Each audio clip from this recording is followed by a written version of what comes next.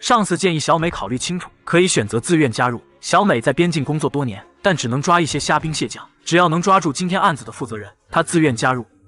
同时，在墨西哥的一座城，警察光头一家过着幸福的生活。儿子每天叫他起床，只为送他去踢足球。他会让妈妈做爱心早餐，然后让父亲送他去球场。第二天行动开始，小美来到机场，除了马特以外，还有一位陌生男子。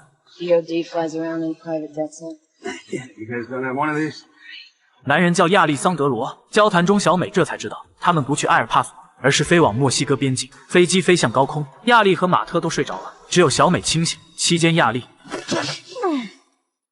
下飞机后，有人前来接应，紧接着是一场行动会议，那就是将吉列尔莫带入境内。墨西哥联邦警察会配合，而押送毒品集团二把手，敌人很可能会在交接处动手。负责护送的有德州骑警，还有三角洲特种部队，简直就是全明星阵容。任务分配